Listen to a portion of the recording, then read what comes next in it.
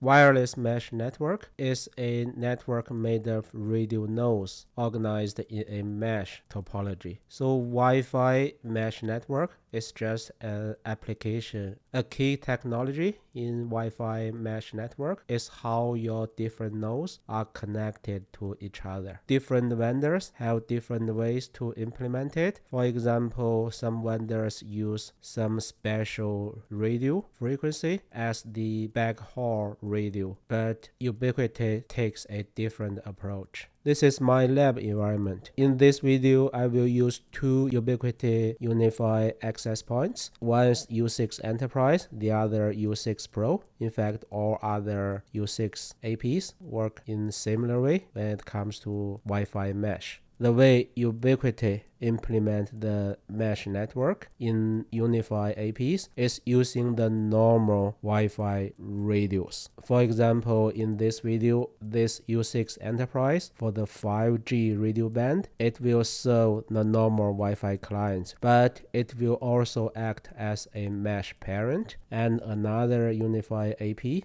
U6 Pro, will connect to the mesh parent, and this U6 Pro will become mesh child. But this connection here is just a normal Wi-Fi connection in 5G radio. So basically, in this scenario, this U6 Pro is just another special Wi-Fi client from U6 Enterprise perspective. And then when it comes to a Wi-Fi client, so whether it will connect to the mesh parent or mesh child, whether you can daisy chain multiple APs, and if you have at least 3 access points, how you can configure each mesh child, connect to which mesh parent. When it comes to the Wi-Fi client, what's the speed penalty if it connects to different APs? So a lot of things to be discussed. I cannot cover everything in one video, so I will have multiple videos. In this particular video, I will focus on the backend settings for both the mesh parent and the mesh client. And then I will discuss the uplink priority setting and how it works in another video. Then a separate video to talk about the daisy chain. And in the last one, I will discuss the speed penalties. Okay, a lot of things to cover even in this first video for backend settings. Let's get started. This is the UniFi network controller for my lab environment. From the topology diagram, you can see, yes, now the U6 Pro is connected to the U6 Enterprise in the mesh mode. You can tell from the dashed line instead of the normal solid line here, right? And if you click on the U6 Enterprise, you can see the U6 Enterprise has a mesh client and it's U6 Pro. You can even tell the connection speed pretty fast. And if you click on the child device, now you are on the U6 Pro screen. Similarly, it says, okay, it has a mesh parent, U6 Enterprise. So the same connection speed. This is from status perspective, very straightforward. But let's go to the settings. Click on the U6 Enterprise, go to settings. You can see the mesh setting is in the end of the radios section. The mesh setting is not per radio band. So the mesh settings apply to all the radio bands in your UniFi AP. You cannot say, okay, only for 5 GHz I want to have mesh, but for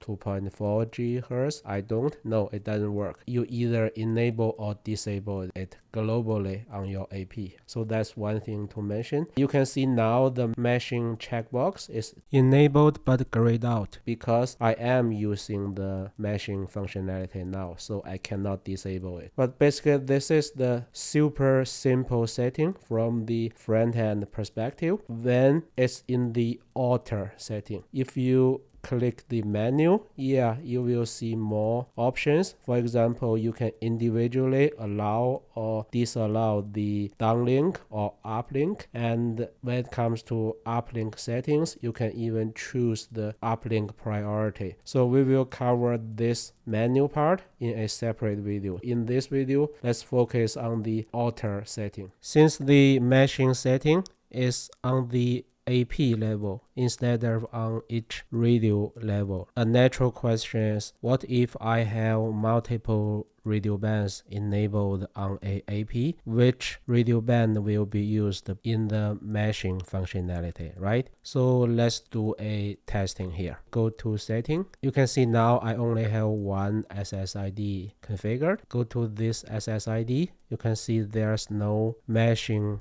related setting here at all. Let me first enable all the 3 Wi-Fi bands. Then let's see which radio band will be used in the meshing connection. Now the setting is effective. Let me go to the U6 Enterprise. So from this transmission rate, I can already tell it is using 5 GHz in the mesh connection, because for 2.4 GHz, there's no way it can achieve this connection speed. What we just observed is, even though I enabled all the 3 radio bands, the system is using 5G. Why? Because for 6G, the U6 Pro doesn't support it. And for the 2.4G, it's slower than 5G. So that's why the system choose 5 GHz in the mesh connection, right? You may ask, okay, what if I want to force the mesh connection to use 2.4 GHz, right? Let's test it. Let me go to the SSID setting and let me disable all the other 2 radio bands. Just leave the 2.4 GHz. Give it some time. Okay, now the setting is effective. Interestingly, from the connection information for U6 Pro, you can see the connection is still using 5 GHz. And go to the mesh parent. You can see the speed, it's still the same high speed, more than 2 Gbps. Apparently, it is still using 5G. No matter what you change on the SSID side, your 5 GHz radio bands exist in both AP, and the system will prefer the 5 GHz over the 2.4 GHz. And from this UniFi official document, you can also see the similar conclusion. See this sentence: UniFi APs mesh over their 5 GHz frequency. Okay, let's move on. The configuration itself is extremely simple from end user perspective. It's good because Ubiquiti really does a good job by hiding all the technical details from the users. But on the other hand, you may wonder where the magic happens, how the Wi-Fi meshing even works from backend. Let's dig into that.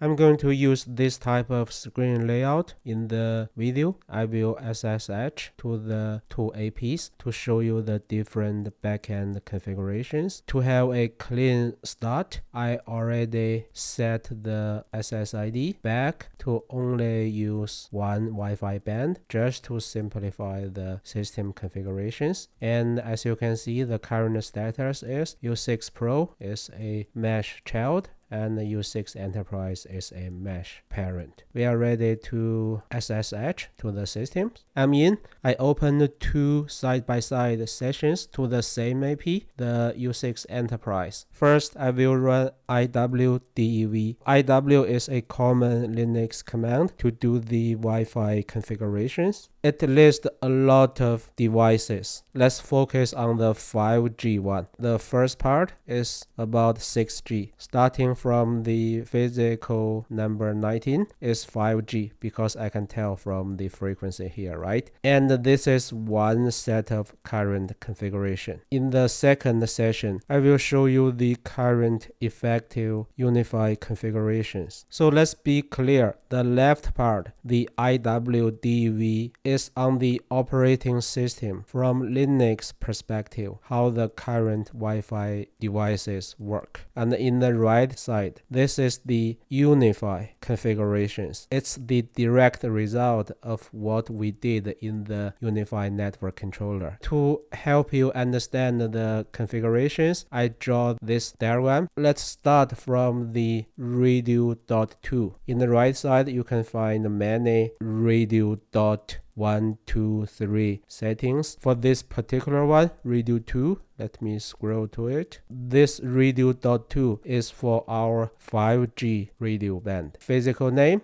is Wi-Fi 1. Where is Wi-Fi 1? If you move on to the left part, it is one of the interfaces. See here, Wi-Fi 1. And the interface is under this physical number 19. Basically, this physical number 19 is just the hardware. And the strange number 19, don't worry about it, because every time when you change something in the UniFi network controller, the number will increase. It's just a simple sequential number. The physical 19 is associated with the 5G hertz. If you continue reading in the right part, radio 2 device name equals to ATH2. What is ATH2? If you read in the left part, ATH2 is just a interface under the hardware. It has 5G frequency, and it has channel and channel width information. It has the transmission power. It is for our 5G interface. It's associated with the radio 2, with the physical 19, with the Wi-Fi 1. This is the Wi-Fi device for the U6 enterprise to serve as a 5G access point. But it is not the one directly used by mesh. If you continue the reading in the right part, you can see radio 2 virtual 1. It has another device name. It's called ATH3. And in the left, you can find the ATH3. It has almost identical information if you compare to ATH2. The only different thing is it has a SSID, which is Zmesh. That's the exact one we configured in UniFi network controller for our normal Wi-Fi service. The type is AP. See what's the type for ATH2 is managed. That's the difference. So ATH3 is based on ATH2. It's a virtual device. Go back to the right part. You can see another virtual device. It's called virtual 2. The device name is ATH4. In the left part, you can see the ATH4 has this strange SSID. We will not talk about this SSID in this video because it is not related to mesh. It is related to Wi-Fi adoption. Let's ignore it. Go back to the right part. The virtual 3. This is the focus point for this video. See the name? Device name is vWire 5. vWire means virtual wire. That's the internal name for meshing. Go back to the left part. It is under the exact same physical number 19 hardware. It has the identical radio frequency setting, and it has type AP, and it has this strange SSID. So that's the magic in the UniFi's implementation of Wi-Fi meshing network. The mesh parent will broadcast in this internal SSID so that other APs can connect to it. Based on the same device, ATH2, the system defined multiple virtual devices. For ATH3, that's the normal Wi-Fi service. It will serve the regular Wi-Fi clients. For the vWire 5 device, it will serve the Wi-Fi meshing network purpose. In this detailed information table, I also note down the MAC address, its corresponding SSID, and its interface. We will use this information in the later part of this video. But we are not done yet. In the right part, you can find something called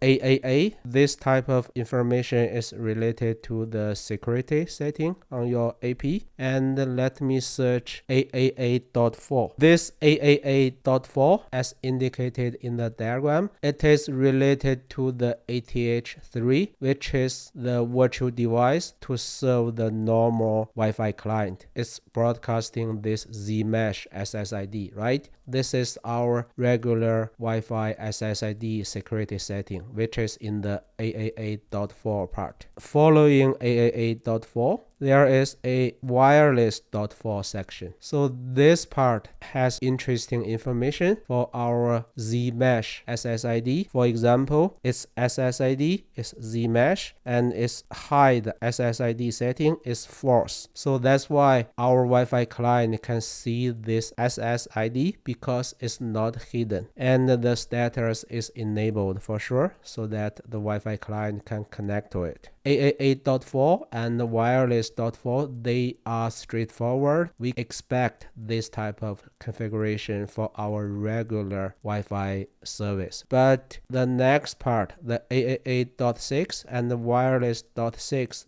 they are special because they are related to the vWire 5 virtual device. They are related to the Wi-Fi meshing. Let me find 888.6. 888.6 is like normal security stuff like the 888.4, which means for your mesh child access point to connect to the mesh parent, it need to connect to this special SSID, and it need to go through the same security process just like a normal Wi-Fi client. If we check the wireless 6, there are a lot of information, but one thing interesting is wireless.6 hide SSID is true. So that explains even if you have Wi-Fi meshing enabled in your setup, if you fire up a normal Wi-Fi client, you won't see this special vWire SSID at all, because in the wireless.6 it says hide this SSID. Later we will explain, even though it's hidden, your mesh child access point can still find it, connect to it. Let's move on to this 888.3 and the wireless.3 thing. We will discuss these two things in the mesh child part. Here, let's briefly talk about them. Let me search 888.3.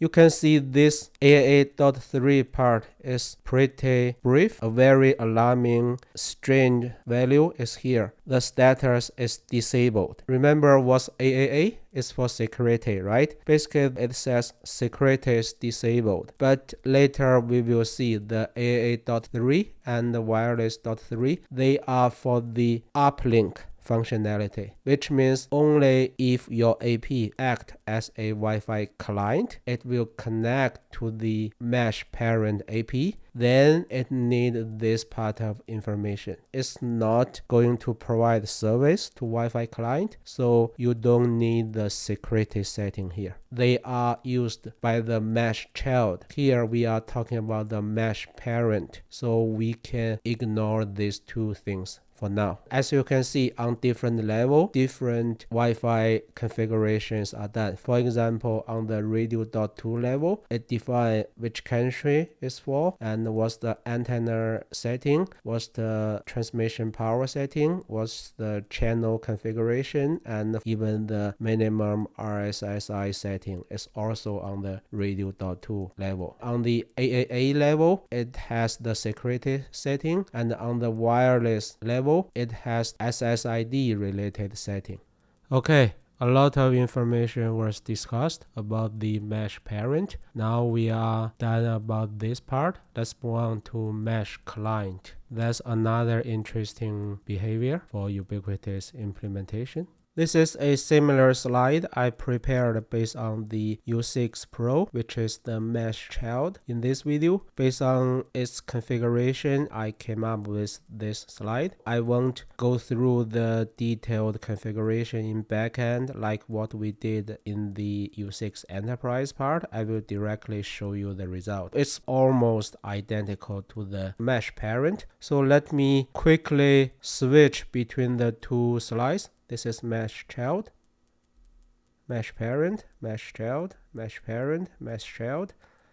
The only real difference is in this part. In the vWire file for the meshing network, each AP need to broadcast this special SSID, right? So the SSID itself is the same as the mesh parent. Of course, MAC address is different because it's a different AP, right? That makes sense. You can see for the mesh child part, I grayed out this part because even though this part of setting is active, in this video, we have very simplified situation. For the U6 Pro, it will only be a mesh child. There won't be other AP connect to it, so this part won't be used at all. For the mesh child, let's focus on this Wi-Fi client part, which is the mesh child, the U6 Pro, will use this ATH2 device as a Wi-Fi client to connect to the mesh parent to establish the mesh network connection. So let's see how it works, how the magic happens in the U6 Pro. In the two terminal sessions, I already connected to the U6 Pro through SSH. Now we are ready to dig deeper into the backend. First, let's talk about the important client tool used by Ubiquiti in the AP in mesh networking, which is WPA supplicant. This is the Wikipedia article for WPA supplicant. So it's a free software across multiple operating systems. It's very commonly used in Linux because the UniFi APs, they are based on Linux operating system. No wonder WPA supplicant is also used as Wi-Fi client. And as we discussed in the UniFi's implementation on Wi-Fi meshing network, the mesh client, in fact, simply behaves like a Wi-Fi client. So it's also using WPA supplicant to connect to mesh parent. The way WPA supplicant works is it relies on a configuration file, but the file name and the location can be dynamically decided each time you run the WPA supplicant. So we need to find out in Ubiquiti's implementation where is the configuration file for WPA supplicant. The way I find it out is by running ps command and to see any command line which has WPA supplicant in it. Okay, as you can see, the first line is what we want to find, and this is the path for the file. Display the file content. So the configuration file is very simple, and let me talk about several important parts. SSID, it confirms what we have in the diagram. As you can see, for both the mesh client and the mesh parent, they use the same SSID for the meshing network purpose. PSK is for the authentication purpose. This scan SSID's meaning is if it's 0, it will use the default way, which means if your SSID is hidden, the Wi-Fi client, there's no way to find it. I will show you the details using Wireshark later, but this line is related to the hidden feature of this particular SSID. And then it has priority. We only have one network block defined, so the priority doesn't matter at all. And then the very last part, in our particular environment for this video, we only have 2 access points. So this background scan setting doesn't matter at all. But think about it, if you have multiple access points, even if the mesh child already connect to a mesh parent, it doesn't mean the Wi-Fi signal environment keep the same, right? It may change. The mesh child may find a better signal mesh parent to connect with. There are 3 numbers here. The 900 is 900 seconds, and the minus 70 is minus 70 dBm, which indicate the signal strength, and the 3600 is 1 hour. The way to interpret this number is if the radio signal is weaker than minus 70 dBm, every 15 minutes, the system will scan the environment to see whether it should connect to another mesh parent instead of the current one. Otherwise, it will do the scan every hour. It's very important if you want to dynamically reflect your radio signal situation. Now let's focus on the scan SSID thing to see how it works. If the SSID is hidden, how the mesh child, the U6 Pro, find out where the U6 Enterprise is. Now, as we already saw, WPA supplicant, it's already up and running in the U6 Pro access point. There's a way to interact with it. So let me run a command, WPA CLI.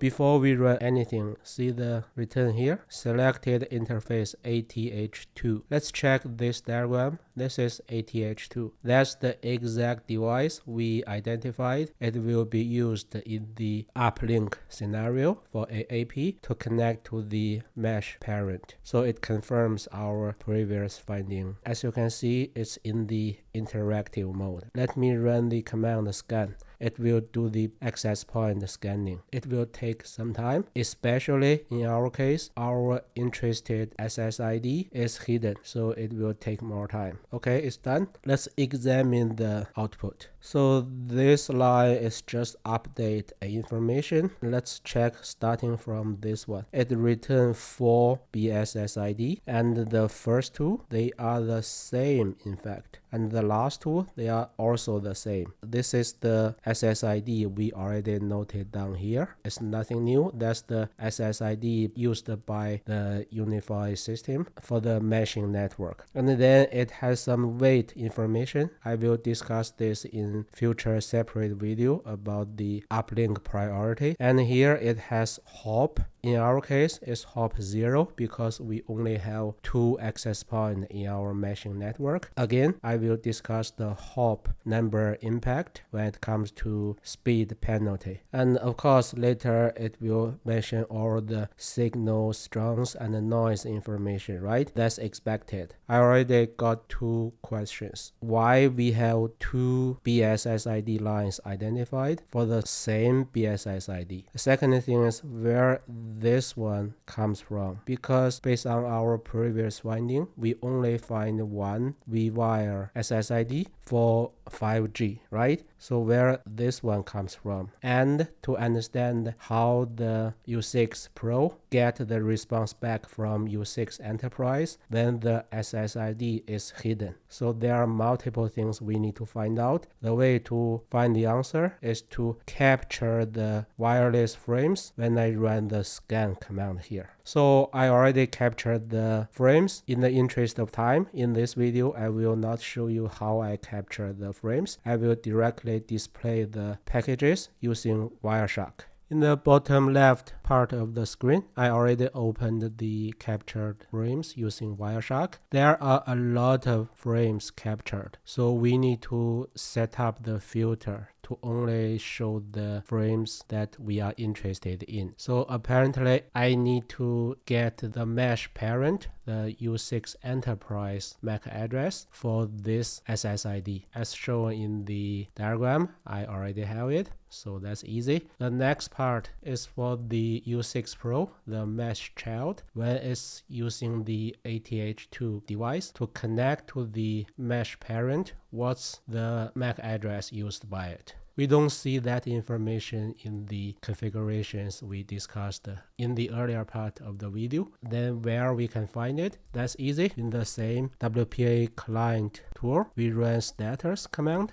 It returns a lot of useful information, but what we are interested for now is this part, the address. This is the MAC address used by the U6 Pro as the Wi-Fi client. So we got both MAC address. Then in Wireshark, I put the filter here. This is what we get. So in the beginning, before I run the scan command, you can see the only frames captured were the beacon frame. And check the SSID is wildcard. Why is wildcard? Because we are talking about the hidden SSID. If you check the source is the correct MAC address for this SSID. But just from the beacon frames, you cannot tell the SSID because it's hidden. Scroll down a little bit till this point. Starting from this frame. See, it's from the U6 Pro, not from the U6 Enterprise. It is a broadcasting message and it's asking who has the SSID with this value. Please reply. What's this SSID? It's configured in the configuration files we discussed earlier. That's recorded here, right? So the U6 Pro did know the SSID already, but it simply doesn't know where is the U6 Enterprise. It sent the probe request, ask for the information, and then it sent another probe request. This time it's asking about wildcard SSID. So let's see what's the reply. It received the information about the Z mesh SSID. Why? Because of this broadcast probe request. Yes, this frame is expected, nothing's wrong, but it's garbage to U6 Pro because it doesn't care. It only cares about the V-wire SSID, right? So this one can be ignored. Similarly, the next one about the element SSID, it can also be ignored. This one, the same thing. This one, same thing, right? But starting from this one, this time the V-wire SSID is exactly what we expect from U6 Enterprise, right? And see who's the source. The source is U6 Enterprise. By this exact response, U6 Pro knows, okay, this is the U6 Enterprise. This is the potential mesh parent. That's how U6 Pro get the information about hidden SSID, because it sent this particular frame I just highlighted is probing the named SSID. Why the U6 Pro sent this frame? Because remember in the WPA supplicant configuration file, we indicated for SSID scan, the value is 1. That's what 1 means. So the U6 Pro will send probe request for the named SSID. Okay, that partially answered our questions already. Let's continue. See, after the first V-wire one, it received another one. I believe this one is the response because of this probe request. And that's why in the right side from the WPA client, we see this strange return. So it has the correct BSSID, but SSID is blank because when U6 Pro sent this particular probe request, it's a wildcard SSID. It is represented as blank in the WPA CLI's return.